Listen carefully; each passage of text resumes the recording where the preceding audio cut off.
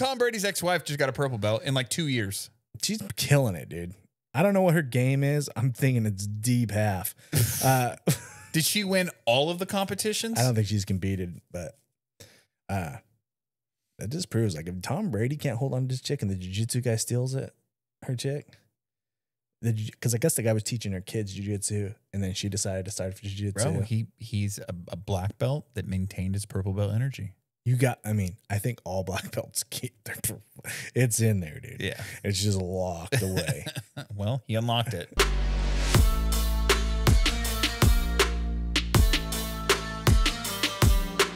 Welcome back. My name's Kenny. I'm here with my co-host, Matt. What's going on, brother? What's up, dude? I got nothing when it comes to how are you? American English. What's up, guys? What's up, my G? Welcome back. Thanks again for everything you guys done for us. We appreciate you tremendously. So what you been up to, Kenny? We did a photo shoot today. We did. Yeah, we had some shout out jiu-jitsu at J_jiu-jitsu. Yeah. Jitsu.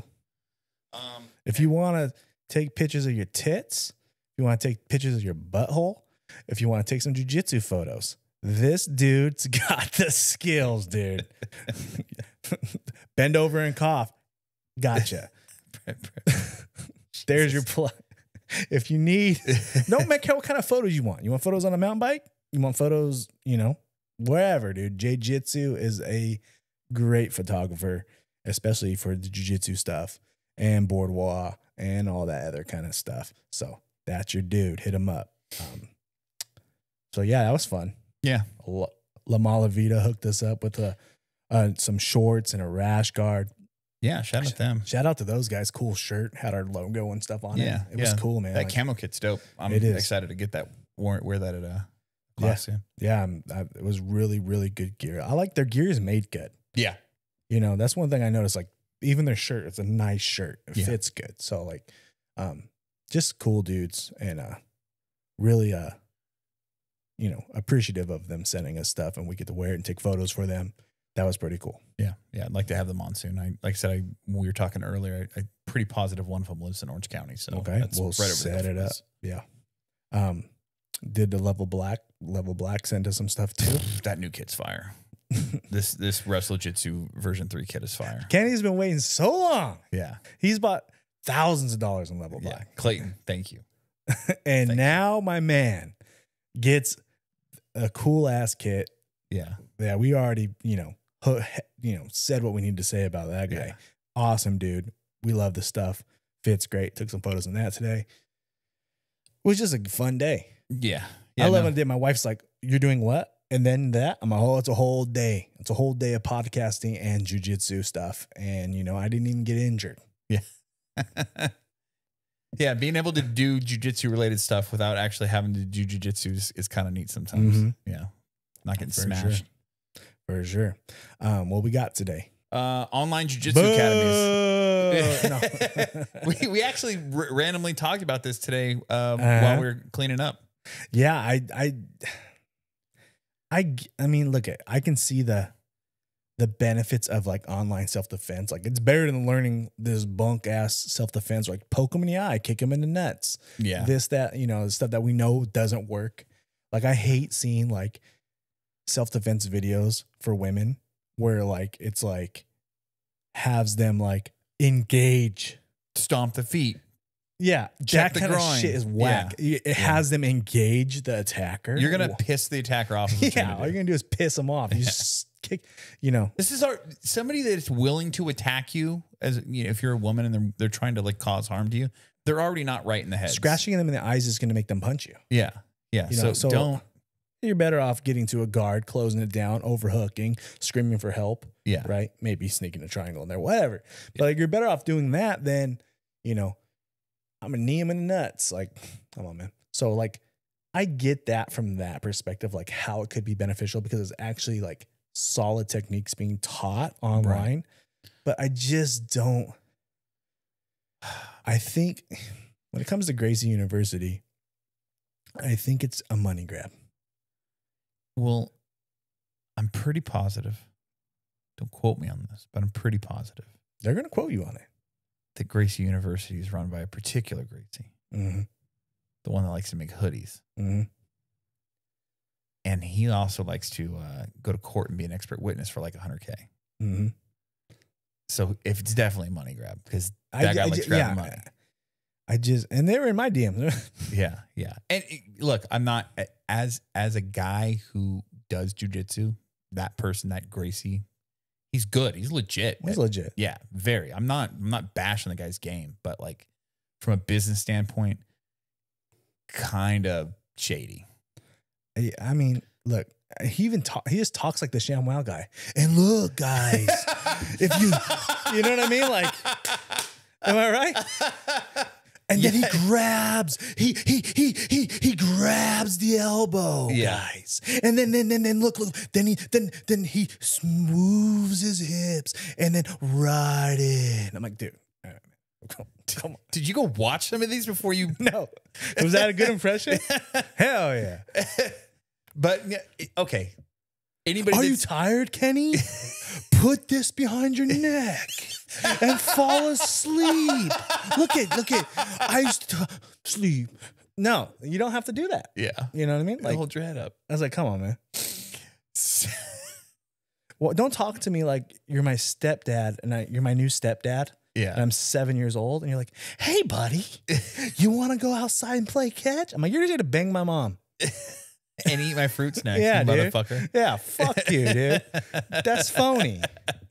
I anybody that's trained jiu-jitsu for any period of time knows that yes, it's an individual sport, but you can't get to where you're not going to get any better without team. Right, 100%. So doing online jiu-jitsu,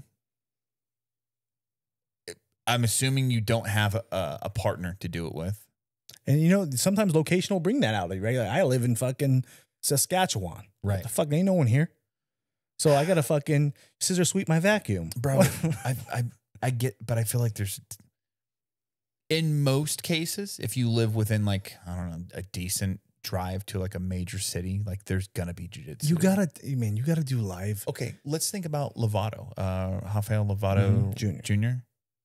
When he was on Rogan years ago, until like was basically saying like jiu-jitsu wasn't a thing when he was learning it, and him and his father were traveling to Brazil for months at a time to learn jiu-jitsu, to come back as like purple belts and teach it where they lived in like middle America, and then would go back to Brazil from, you know what I mean? Like I want to say they're from Oklahoma or something. Yeah. So they were taking like the long route, you know what I mean? But like, it's hard. Like, yeah, I get it. It's not everywhere. But dude, like, come on, dude. Like, right.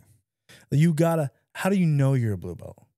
If you're just paying them monthly and you send them a video, I don't know this. Maybe someone who's taken, you know, I'm sure we have some followers that are online jiu-jitsu guys. Right. I'm sure. If you are, we could be wrong. But I want you to, I bet you I'm not. I bet you everybody who sends in the blue belt video, like test, whatever you got to do, they send you a blue belt in the mail. I want to see, has anybody sent something in as like, hey, I'm a blue belt, here's my test. And they sent the money in and sent the video in. And if they got a letter back like, sorry, man. Not good enough. Not good enough. Work on your. Here's a fucking piece of tape. He's got a piece of tape in an envelope. Like, what the fuck? Go ahead and add 2 stripes. Just got a stripe, dog. I want to see. I want to know. Here's the thing. I just want to, I want to see. I mean, go enter a competition as an online blue belt and see how you fare against other blue belts. And that will let you know if you're actually a blue belt. If you can't beat anybody and you're just getting smashed, period. You know what I mean? I mean, we just had our last episode. We talked about like when, you know, if you're in a comp class and you're training for competition, like it's your job to seek out the smoke and provide smoke for other people. And if you are doing it online, what smoke are you getting? None. Are you maybe trying to go to exactly? But yeah. So if there's open mats, then there's jiu-jitsu in your area. So you know what I mean? Like if you're doing online jiu-jitsu because there's nothing around you, then there is no open mats. Were you training with your family members? Right. Like, look at my wife never trained jiu-jitsu in her life. She has an impossible guard to pass. I got 2 kids, but I can't, you know what I mean? Like I not going to get better by just arm dragging my wife. Yeah. You know, I just not, or like, you know, scissor sweeping the vacuum, whatever. I don't know. Like it's not like, I get like he's trying to like capture all the markets and way to make most money for his family possible. And he's made a fuck ton of money, I'm sure. Yeah. I just don't think that it's if you've got options, that's the last option. I do. Well, okay, now let's say some nice things about Henner Gracie. Okay. He does see people getting bullied and stuff. And I've seen him invite them to the academy for weeks of training and help bullied kids. So there's a lot of good things. I do like. I said he's got legit jiu-jitsu. Yeah, I do like their women's self-defense seminars that they throw on at their academies. When they get a pink belt. Whatever. Yeah, I guess. Whatever. Like, I do like that stuff. Like, good. Women need to learn how to fight them. You know what I mean? Yeah. Like, so I do, you know, his jiu-jitsu is legit. Yeah, it is. You know, and the guys that train there that are black belts are legit, you know. Yeah. Brian Ortega, all those guys, they're fucking legit. Yeah. So, but I just, you know. But you think that maybe part of that, like if you're doing online jiu-jitsu, you're not going to be Brian Ortega. You know, like, I sometimes I think people might be like, well, you know, the guy that taught Brian Ortega and gave him his black belt is the guy teaching the online jiu-jitsu course. So maybe it's not. Brian Ortega is Brian Ortega because he's Brian Ortega, but also because of the people he had around him during his jiu-jitsu journey. And if you don't have people around you during your jiu-jitsu journey, you're going to, it's going to be watered down. You've got to have resistance. But coming full circle on that also, why did the Gracies bring jiu-jitsu here? To make fucking cash. Yeah. Well, you know what I mean? Yeah. They're the first family to bring it here. Yeah. Right. And they brought it here to show everybody that your Taekwondo ain't shit. And they wanted to make money. That was the main reason they did it. So they're just doing what they planned on doing. Right. From the very beginning. And we're all zigging for the art and they're zagging for the cash. And I think, you know, I think that's why some of the Gracies, which I've heard, don't get along with some of the Gracies. Because some are about that, some are not about that. I could be wrong. I don't know. I'm just a fucking meathead guy. But like, that's what I've heard. So I'm reading this this book. It was a recommendation by one of our listeners, and I can't remember the name off the top of my head right now, but it's I think it's called opening the closed guard or something like that. But it's about the history of jiu-jitsu. Robert Drysdale, right? Yeah. Mm. And the all of the inconsistencies in the lore and the stories you hear from the Gracie family, and about the people that don't get mentioned in like the Gracie like lineage, that were apparently there's people in between Carlson Gracie and Maeda. Mm. And it wasn't like that wasn't the direct thing. They like there's specifically named like somebody that was Maeda's right-hand man. That's likely the person that actually taught Carlson Gracie while Maeda was out traveling. Yeah, there's got to be some middle guys, right? Yeah. There's got to be some branches off the original tree. Yeah. And so, but then like a lot of stuff like backed up. So I guess like when he talks about when he's writing the book that like that it was like the right place at the right time. They started digitizing the library in Brazil. So he's able to get like all of these copies of newspaper clippings and, you know, I guess there was like a bunch of like jiu-jitsu history books written in Brazil that were never translated to English. So he like got, and I guess this Drysdale speaks and reads Portuguese. So Drysdale, yeah, he does speak Portuguese because I've seen him have full conversation with Pancho. Oh, no shit. Because they trained with each other back in Brazil. Okay. They were teammates. I did not know that. And Drysdale, Pancho's told me, Drysdale was the motherfucker in the gym. Really? Like he could, you know, he would just fuck people up. Yeah. So like, they legit as shit. Robert Drysdale, no joke. I So- always remember Drysdale on the UFC show back in yeah. the day, and the guy was all shitting on him. You're not a real fighter, blah, blah, blah. Like, hey, Matt Serra, I don't know, man. I love Matt Serra too, follower. But, you know, Drysdale's legit. I think they're both legit. Yeah. I was like, these are two legit guys. I was a nobody then, but It's a neat book. It's well written. And I guess he had like a passion for history before he got into fighting. Yeah, I've heard him on other jiu-jitsu podcasts. I don't remember which one it was. Maybe it was jiu-jitsu podcast. I'm not sure. But I heard him, you know, talking about this book and how important it was. I'm like, damn, if I read books. Yeah, yeah. It's a good book so far. So I'm looking forward to picking some things out of the book to talk about on the pod later on. Cool. BJJ Gyms versus regular gyms, pros and cons. I like this. When you sent this to me, I was like, there's a lot of paths coming into the new year, guys. We're all back in the gym. Got to drop the pounds, New Year's resolutions. And to me, I'm like, I'm going to wait a couple weeks because I don't want to be one of those guys that goes in the first of the year. But go ahead. I was going to say, I think if you're looking for something to do, like if you want to change your life, right? You want to lose some pounds. I feel like the overall culture of a traditional weightlifting gym is, fuck, it's January. I got to deal with all the people that don't know how to work out. They're going to be hogging the equipment. It's going to be harder to get my reps in, Yeah, they're haters. Right. Versus a jiu-jitsu gym, we all get excited when there's new. Yeah, dude. It's like, whoa, new guys. Yeah, Hell yeah. What's up, man? Like, yeah. It's like there's such a different vibe. No one is going to shit on you for showing up to jiu-jitsu with a white belt with no stripes on it, day one, week one. You know what I mean? Like, you're going to be welcomed. People are going to pull you to the side and introduce themselves and like make sure that you're getting proper work in. And like, hey, before you try to get crazy with trying to learn this armbar that the professor just went over, let's maybe like work on some fundamental stuff and, you know, try to explain things to you and share, you know, books with you to read, or like it's going to be such a different vibe. Maybe jiu-jitsu is not what you want to do to start off the new year. And you're like, dude, I know all these people are going to be talking shit. I'm fat. I'm sloppy. I haven't lifted for years. I used to go to the gym. I used to be in shape, but now I can't. Yeah. And now I know all these people are like, look at these new guys. And you're like, dude, I really want to like start this new year strong. But like, you're like, oh, I got to wait a few weeks. Why not just try jiu-jitsu for a few weeks then? Yeah. And then once you feel like, oh, I'm starting to get, my cardio is good and this, quit jiu-jitsu and go to the gym then. Right. When you just, because I promise you this, if you just try for jiu-jitsu, you will lose weight. If you try jiu-jitsu, you will lose weight. You will make friends. Yeah. And you will not be shamed for being in class. No. And sucking. Yeah. And you're going to suck. You're going to suck. And you're going to be tired and you're going to be exhausted and you're not going to be able to make it through a 5-minute round. But I'll tell you this, that hour of jiu-jitsu is going to fly compared to the hour on the treadmill. Oh, 100%. You're not going to be looking at how much time I got left. You're not going to have to put a towel. You don't have to put a towel over the timer in jiu-jitsu. Right. You come to jiu-jitsu, you freaking roll, you puke. You're like, that was an hour. See you on Monday. See you Wednesday. And then guess what happens? You don't show up to a class. Next thing you know, hey, where you at? Right. Someone's texting you. Where's that guy? Right. Hey, come to class. You miss a class, you show up the next day. Where were you yesterday? Right. Yeah, people will recognize you and want you back there. There's no, how many you got left? Right. How many, you know. Or if you do something right, just by chance, you know what I mean?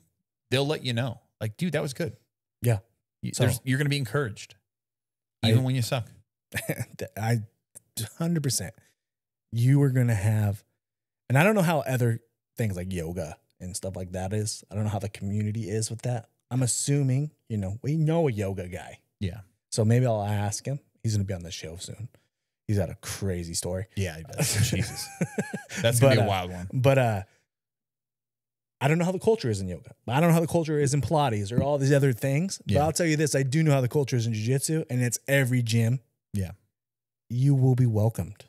And you're not going to get hurt. You're thinking like, oh, I'm going to get injured. I don't want to get hurt. It seems crazy. They're not going to hurt you. They're going to welcome you, and you're going to be part of the team. Day one. Yeah. Day one teammate. You signed a waiver, you're in. Yeah. Hey, let's take a photo. Because you had the fucking courage to even try it. You know what I mean? There's so many people that don't try any sort of combat sport. You're going to go to the gym. You're not going to know, oh, the big weights intimidate me. Right. Oh, I don't know how to do this. I'm fat. I don't want to go stand next to the real jack dude. Here's another aspect too. People will say it's expensive. It's not cheap. You know what I mean? 150 to more. Yeah, maybe. to more.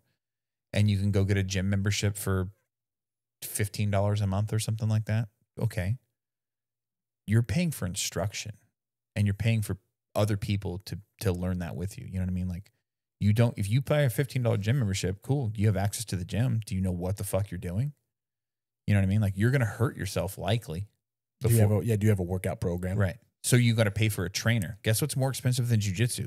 A fucking personal trainer. Mm-hmm. Substantially. You could be tremendously out of shape. Yeah. Tremendously. A gi couldn't even fit. You could be that big. But guess what? You're in there. You're moving. No one's holding that against you. You're going to find rounds. You're going to find Matt. Matt's going to roll with you. You're going to find, oh, I can't even wear gi pants. I'm so big. We're not going to wear gi pants then. You're going to wear gi top. Right. And we're going to get you down. Well, guess what? I promise you within a year, we're going to have you in A5, A6 gi pants, and you will be wearing gi pants. Yeah. So like, stick with it. If you're looking for a place where you can just find yourself again, and you don't give a fuck about the belts, it's about losing notches on your belt, right? Your real belt. And you're just trying to like get the gears moving. I promise you. I guarantee you. Jiu-jitsu is the way. Yeah. It's the way. Mentally too. Just having that adversity. It's the way. You have someone talking to you. You're going to make friends. Promise. Yeah. Guaranteed you're going to make friends. You know? And if you're listening to this, we're your friend. So you can DM me like, hey, Matt, I took your advice. I took you and Kenny's advice. I decided to go to jiu-jitsu for the first time. I'm not going to go to the real gym. And boom, we're going to cut the best piece of this. We're going to make it a clip.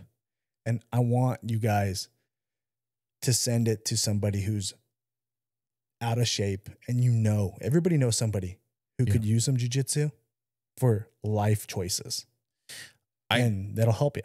I constantly push jiu-jitsu to friends or just random people I meet and whatnot. They're like, if they show any sort of like remote interest about it, I'm like, dude, try. Like, come try.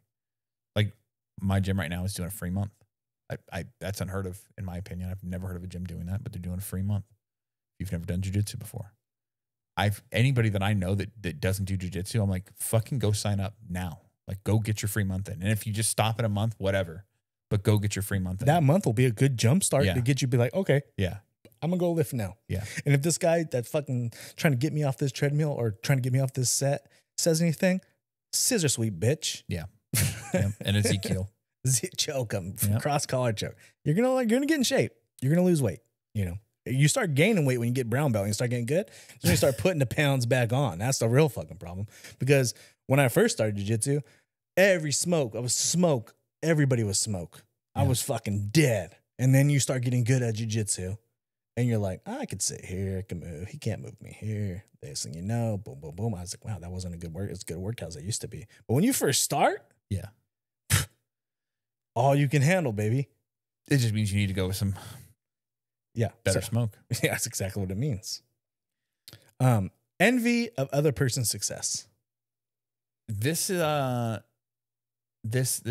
hits their success or their promotions. So this could be them medaling in a competition, them getting a belt promotion or a stripe when maybe you didn't and you thought you should have or something along those lines. I subscribe to the mindset that you should trust your professor. And if you don't trust your professor, then you shouldn't be at that gym. But you should trust your professor's judgment. And if they feel that you deserve to stripe or you deserve to belt up, they would have done that. And if they gave it to somebody else, maybe there's a reason you don't know.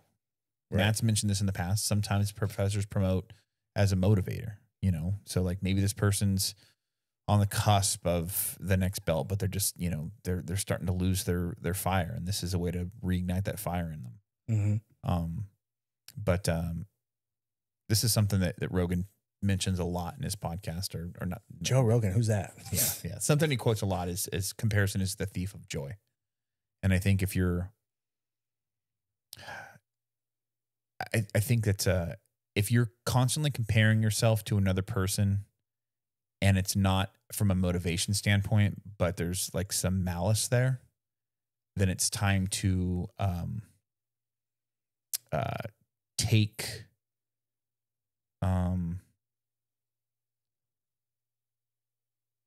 inventory internally of your thought process and where your heart's at. If your people that you consider friends, if those people are winning at something or doing well at something and you can't celebrate with them because you have a chip on your shoulder about it, like maybe it's time to reevaluate your friendship. Right. Things really changed around for me because I'm not afraid to admit fault because, I've had previous podcasts and other things and we were doing great and everything was good. But, I would see other podcasts doing the same thing with us and getting more likes or getting more followers or, you know, and growing. And so this is not so much a jiu-jitsu topic, but I'd see people getting envious of someone's new car or envious of this. Like, I wish that was me. Like, why is he? Why not me? Like, Right. And once I literally about a year ago, I said, you know what? I'm not, you know, I'm tired of being wishing that was me rather than saying, I'm happy for that person. I'm just happy for everybody. I want everybody to get their flowers. You know what I mean? Yeah. And like, once I started changing my mindset of like, hey, good shit, bro. Hell yeah.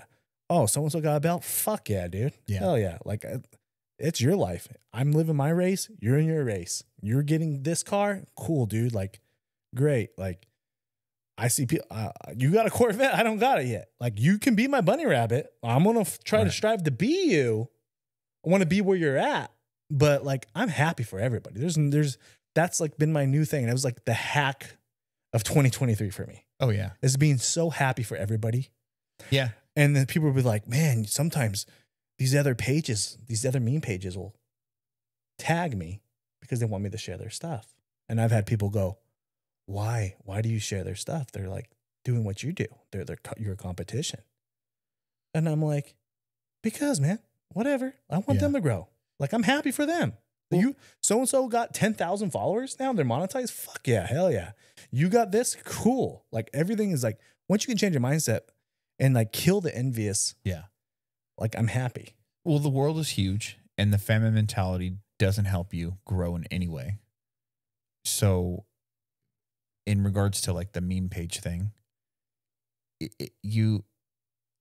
people can follow one meme page and follow another meme page as well and like both their memes. You know what I mean? It's not cheating. It's not like, hey, you got to fucking pick a meme page. Look, you either follow Oast Nation and no other meme pages, or you unfollow me and go follow them. You know what I mean? Like, it's not like that. No. And working together, you know, by sharing their meme page, that's only getting, by helping promote them to your audience. Hopefully they're willing to do the same, or you're setting a precedent. You know what I mean? When you have grown to whatever status and they're the next, you know, guard, you know, coming into to the fold, then maybe the smaller meme pages that are reaching out to them, they start sharing their memes and they're trying to bring them up. You've got to bring up the people under you.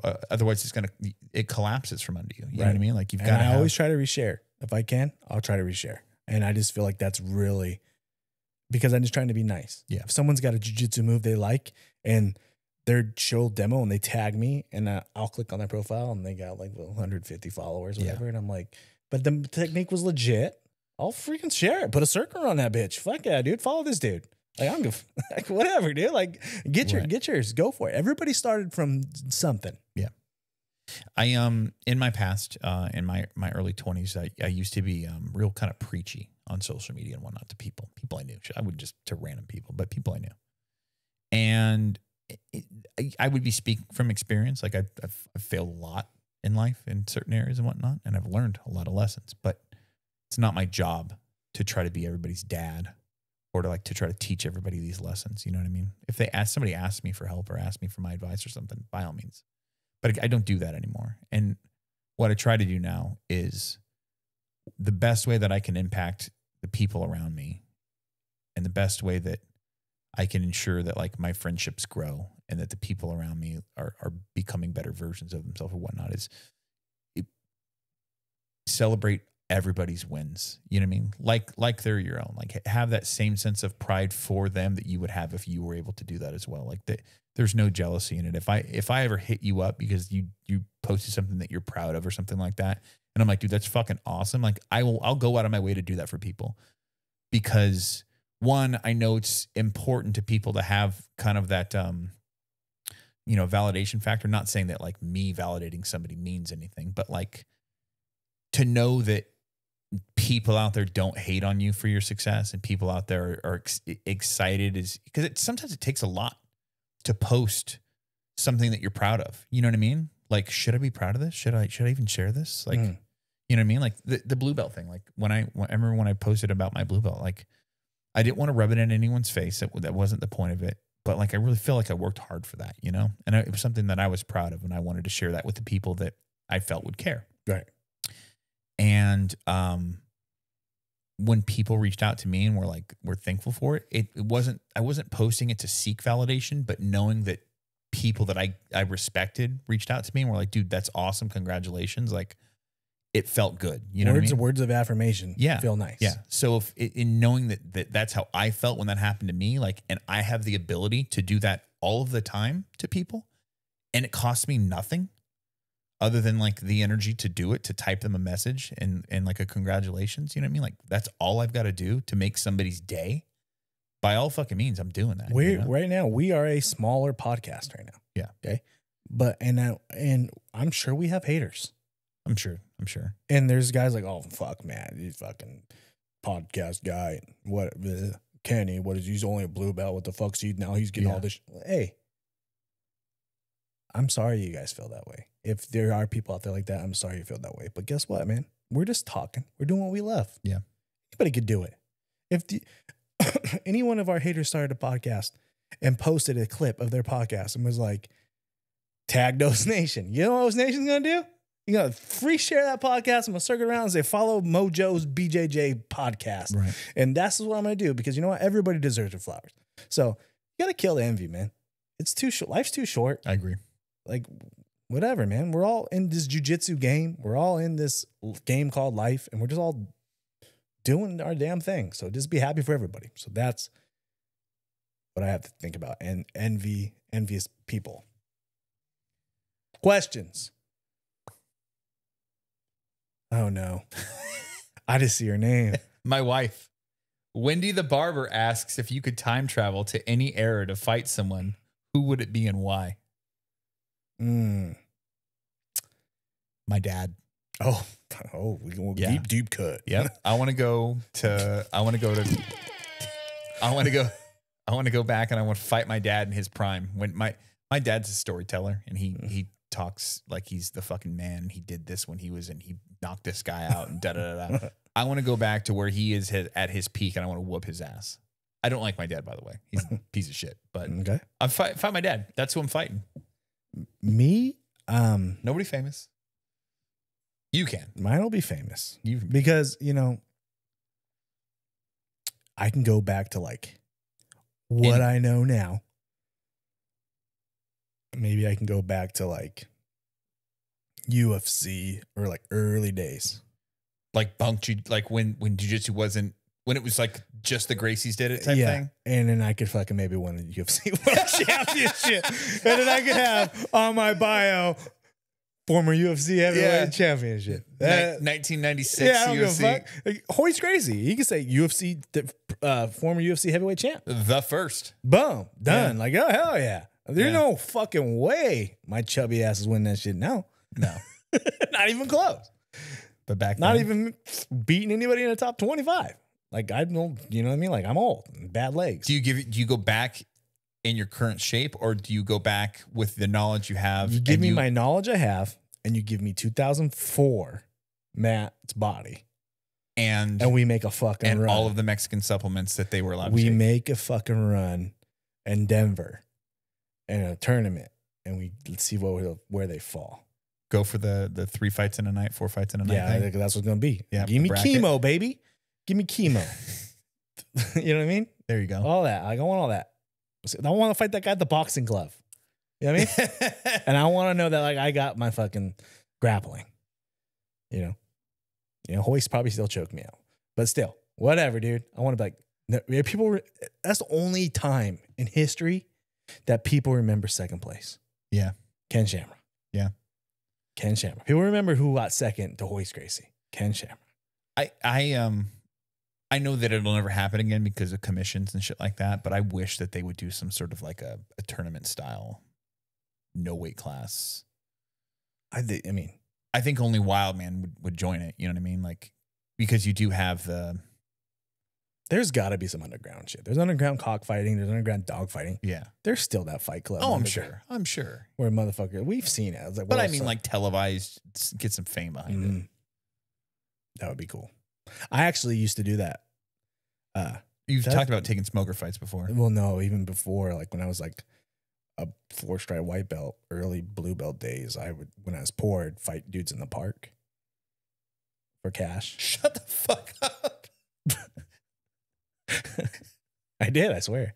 50 I did bucks. Anybody want to take on my boy Matt? So like I had a buddy go, hey, I know you train a little bit. And I was like, yeah. He's like, I was making shit money, dude. I'm talking like $200 a week. And and he's like, hey, these guys meet in the park. They all gamble. They fight. Like, do you want to fight? And I was like, all right, I need cash. So like I'd make like $300. And I go down there. So that's a $500 a week. Yeah. I did like 3 or 4 of them. And it's just fighting. It's SoCal. I'm fighting cholos. I'm fighting Mexican dudes. And it was easy because, they're right-handed. They always step with their left. So I'd switch my stance into single leg, take them down and pound them. But like, Jesus. back in the day, that was easy because nobody knew jiu-jitsu, even though it was like 2005. Right. It was still very new. I was a white belt and I wasn't even training. I was training under a blue belt, right? Yes. Yeah, I was. Yeah. I was training under a blue belt. So I wasn't even no belt yet. Scratch that. And I was like, I would just fight these guys because I knew a little bit because I'd grapple with my boys. I'd just fight these guys and I just fight these Mexican cats in the park and win. And then after a while, I was like, oh, they're going to set up and jump me or something. Like, kind of feel like something was up. So I kind of like, you want to fight this weekend? I was like, nah, man. I think, I'm good. That last one was kind of tough. So I was like, I might want to like, I think I'm going to retire. I'm going to retire, dude. Thanks for the freaking easy 1200 though. If you're going to get into a fight, pro tip, look at their ears. If they've got cauliflower ear, maybe reconsider if you don't train.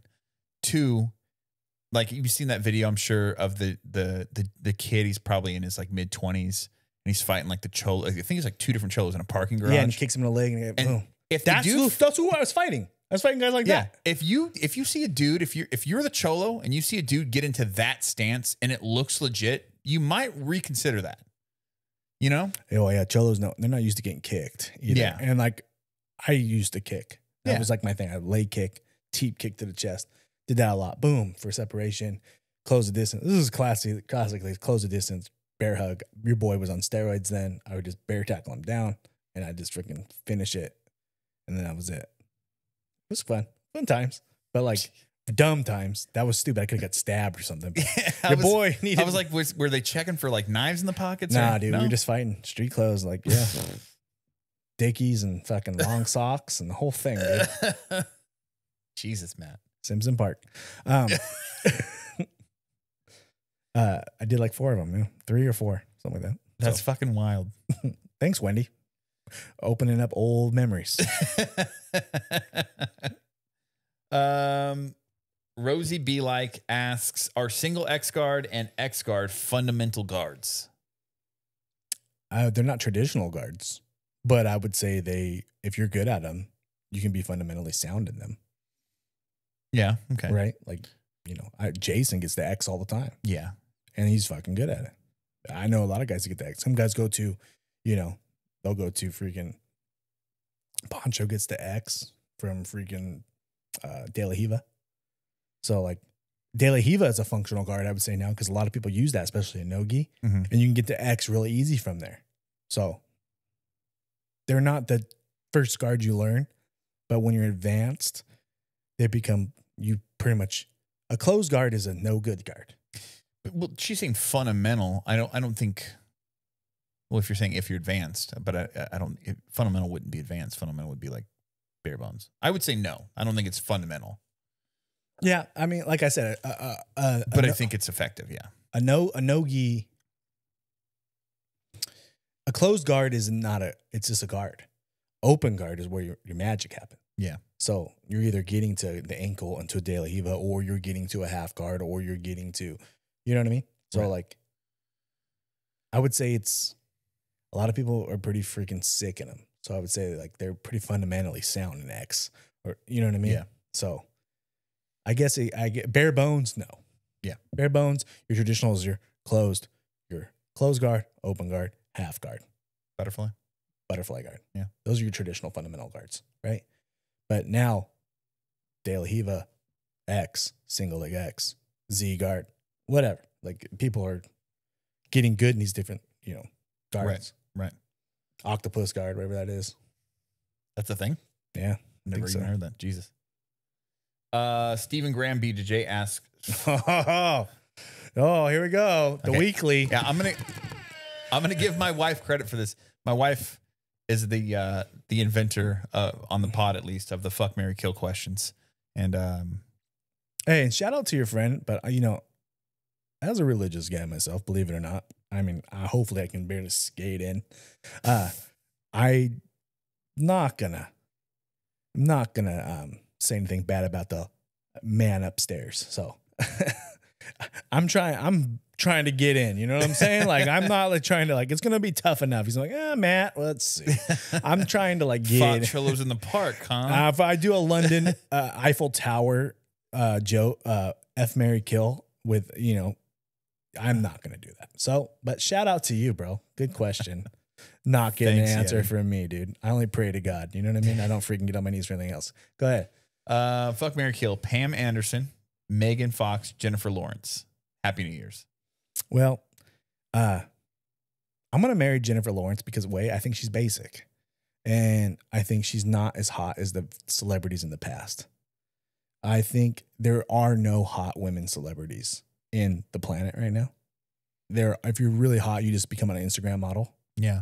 So like, I think like she's known as one of the hotter ones, and she's a pretty lady, but like, she's not Pam Anderson in her prime or Carmen Electra or any of these birds that were just like, God, 90s damn. bombshells. Yeah, they're gone. Yeah. You know what I mean? Like, I feel like Jill from Home Improvement would get some run nowadays. The quality of these girls, you know what I mean? So I would marry Jennifer Lawrence because, you know, she's just a normal chick. She's got some, you know, she's not afraid to show it a little bit. So, and then Megan Fox, I heard she got thumbs for toes. Or toe thumbs for thumbs on her hands.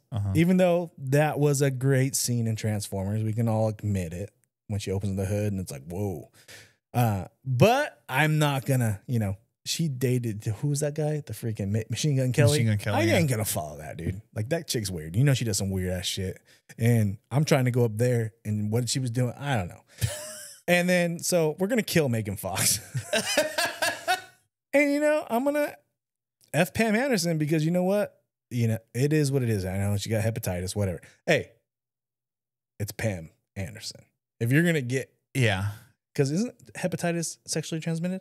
Oh, yeah. So, if you're going to get hep... That's the person to get it from? Wouldn't you say, hey, but it was Pam Anderson, right? Like, if you're going to get hep C, you got it from Pam, like Baywatch, CJ? Come on. She was the GOAT from like 93 to 97, dude.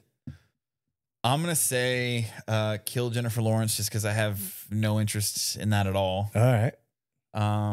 But she's the most relevant right now, and she's making the most cash, and you could train full time. I don't know. These aren't I have a type. My type is my wife, obviously. I married my type. I wouldn't be married otherwise. So like light eyes with dark hair is my thing. That's what my wife is. And the closest to that would be Megan Fox. So I'm gonna go that route. Okay. For Mary, and then Pam Anderson. I mean, I had the fattest crush on Pam Anderson when I was like 12. Who did it? Yeah. So you're a fucking liar. Yeah. I'm not gonna front under that. I'm fucking Pam Anderson. Come on, dude. Yeah. But I'm a married man, so none of these. Yeah, preface that, wife. Wife who watches the podcast. Stephen Graham, BJJ, you're a huge fan of the show. I appreciate all the questions every time. Shout out to you. Follow at Stephen Graham _ BJJ _ Hey, man. Let's cool it with the hot chicks, dude. Yeah. Okay, because our wives watch this shit. Okay, We're gonna answer it, but let's chill. Like, let's throw the pigeon lady and shit in there like that. That was funny. Let's not throw hot chicks because I already got a problem where my wife's like, oh yeah, who's that liking your shit? I don't need, you know what I mean? Like, next thing you know, now Pam's following me, you know? It's just a matter of time before she follows the BJJ Balance podcast. And then what? Can we get Giselle, the supermodel, who just got her purple belt? What's up with that? Did we talk about that? No, we have not. What the Hey, the meme about that, about she now joins BJ Penn as the... I'm like... Fuck, dude. Those fucking Tom Brady's ex-wife just got a purple belt in like 2 years. She's killing it, dude. I don't know what her game is. I'm thinking it's deep half. Did she win all of the competitions? I don't think she's competed, but that just proves like if Tom Brady can't hold on to this chick and the jiu-jitsu guy steals it, her chick, because I guess the guy was teaching her kids jiu-jitsu and then she decided to start for jiu-jitsu. Bro, he's a black belt that maintained his purple belt energy. I think all black belts keep their, it's in there, dude. Yeah. It's just locked away. Well, he unlocked it. Supermodel. Boom. So, yeah. No, wow. Yeah, that was, obviously he got the pub for it that he wanted. Yeah. Yeah. Giselle got her purple belt. Never been a Giselle fan. Never thought she was very pretty. Obviously very pretty, but I never was like. I know the name. If you lined her up with like 4 other attractive women, I couldn't tell you who was who. No, I'm not saying she's ugly. Obviously not. She was a freaking Victoria's Secret model. Right. But I'm saying, I don't know. Too skinny for me, maybe. What we got? Oh. No. There's we got what was the long one, huh? Oh, yeah. Yeah, get that. Oh, I got the long one. Matt sent me a long question. I'm like, I can't make a slide out of that. That's 4 slides. From John Doe, because this question's crazy. I'm not gonna. Oh, we got some Godzilla shit too. Oh yeah. Okay. Loving the pod. Another question for you. I'm considering switching schools because of a pretty major scheduling conflict. I used to be able to train 5 to 6 days a week at my gym. Now I'm looking like only be able to train 2 days a week there. I like my school because of the culture, but as far as jiu-jitsu goes, it's not the best in the area. And it's far away from my house. Like, congrats on your baby. I have one also. What are your thoughts on going to a good school 2 days a week versus an okay school 2 days a week? I can hit open mats whenever I can. Another weird condition is I have a good relationship with my current professor, but I'm in the military and I'll be moving within the year. My school is not part of any affiliate. To me, I'm like, look, your team is USA. Right. You're a military guy. You travel a lot. Right. I am all for, first of all, being loyal to your professors. That's important to me.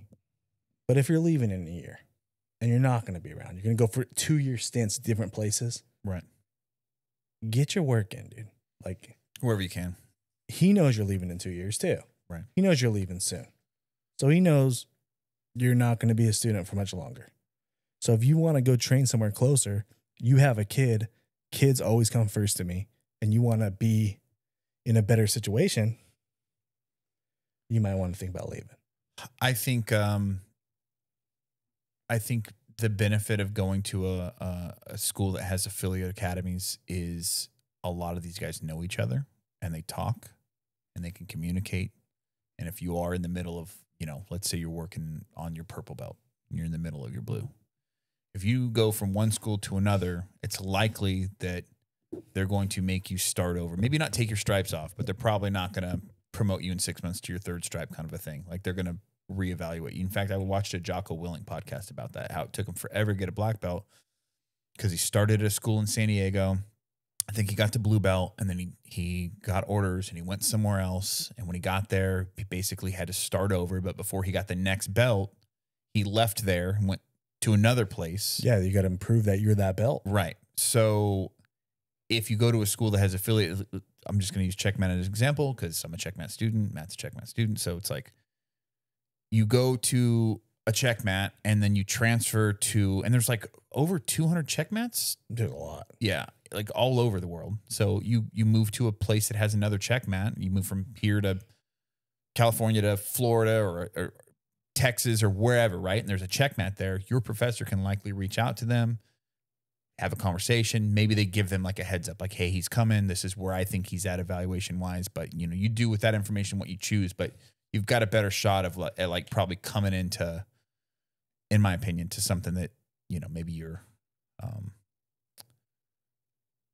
less like if they trust, like, yeah, your promotion's not going to come. You're like if you're close to a promotion, like you said, yeah, and you move to another school close to your house, you're going to have to start all over. Yeah. But if that doesn't matter to you and you're leaving in 2 years, right, or you're leaving soon, go to what makes your life easier, because like I said, you're Team USA already. Right. You know what I mean? Like that's your team. You're military. You know what I mean? So, you know, you're gonna, once you retire, you can root and set roots.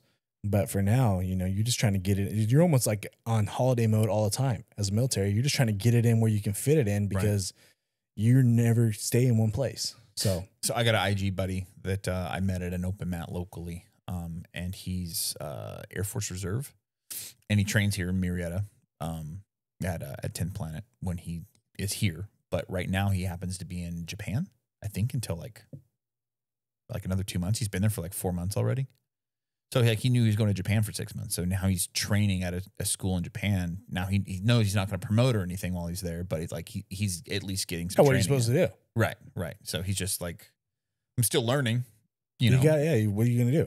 You got to get it in. So like, if I was in that guy's situation, I would. Just the fact that I'm moving, I would be like, I'm not gonna be like. I know you don't want to hurt that professor's feelings, but it's closer to your house. Right. You're on orders. You got a new baby. You're leaving anyways. Right. You know, I don't know. Maybe I would. Right. Maybe I would switch. Right. I'm trying to get as much training in as I can, because I don't know where I'm going to end up after this. And, you know, there's different stories for everybody. Yeah. Right. Yeah. Like I've also said, and he said this school's better. Right. Better guys, better smoke. So, I mean, I think you should travel for smoke. I've said that, like, don't go to the gym next to your house because it's next to your house if the one 45 minutes away has got all the heat in it. Right. Go get your heat, because that's going to make you a better grappler.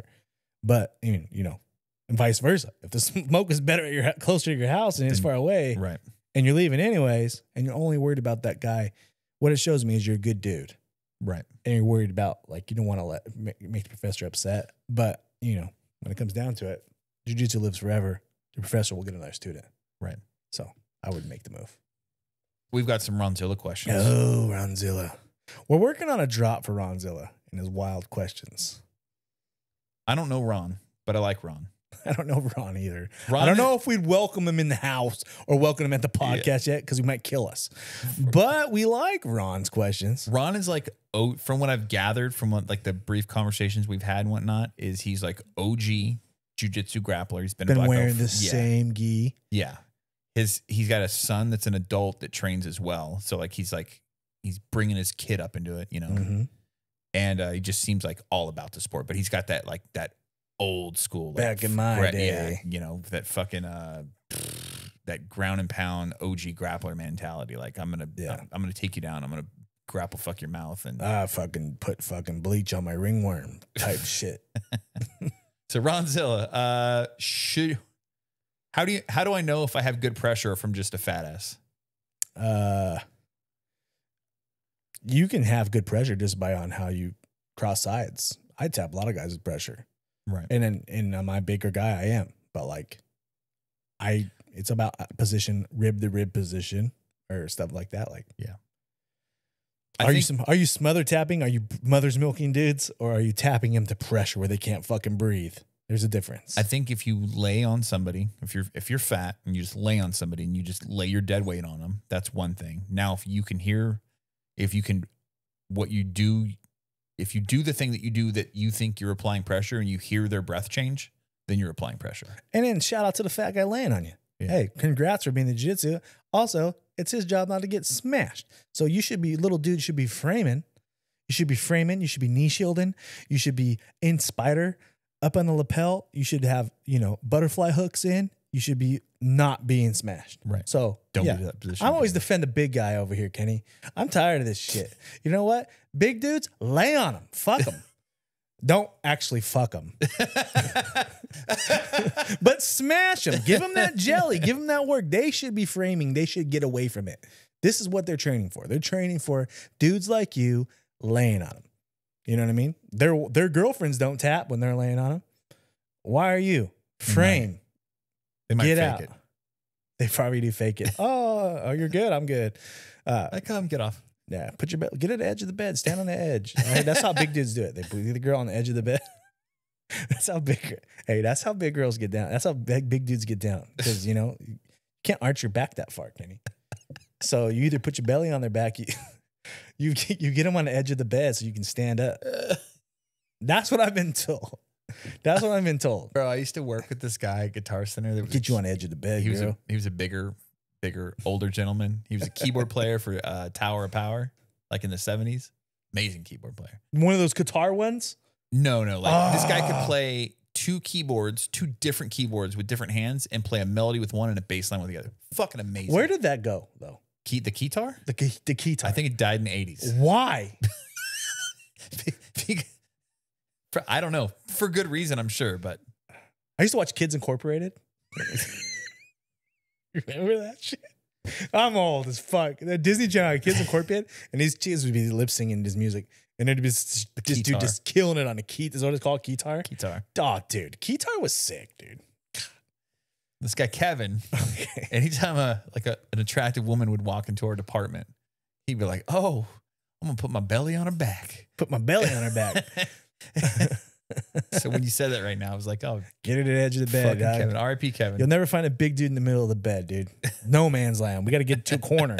Get to a corner. It's like when you take someone down in MMA. Get her to the fence. Get to your stand-up points. You got to get to the edge. Question number 2. Should you wear a rash guard under your gi top? We actually talked about this today. I say, and we're going to make a clip of this. I say whenever I'm under 230, I will not wear a rash guard. I'd rather not. Because, then my old muscle starts to show. But when your boy's in holiday mode and I'm over 230, I wear a rash guard because I'm not trying to have pixelated titties. Like on a fucking, it's not going to be like an episode of Cops where they're blurring out my shit. Like, it all depends on how I feel personally, whether I'm going to wear a rash guard or not. I'm never a rash guard under. I just feel like it makes me too hot. Now, a lot of grapplers, smaller grapplers, they don't like that because they don't want your sweat on them. So they're like, wear a rash guard because it's being a good training partner and you're not like putting the man juice all over their face or whatever when they're, I'm not typically rubbing my chest on their face. You're not going to mount? Basing out? Putting that fucking... Yeah, but you still go chest to chest. Putting that navel on their chin? Trying to do a high S mount for an armbar? No, I've never done that. Okay, well, hey. I'm just saying that's the argument. It's like, it's gross. I don't want to feel your sweat. Well, hey. Well, don't get on the bottom. Don't go in jiu-jitsu, man. If you don't want to feel sweat. Yeah. I've had... It's the wrong sport, my friend. A bald man not just drip some sweat right into my mouth. I hit my hangy ball. Little hangy ball thing back there. Just fucked him.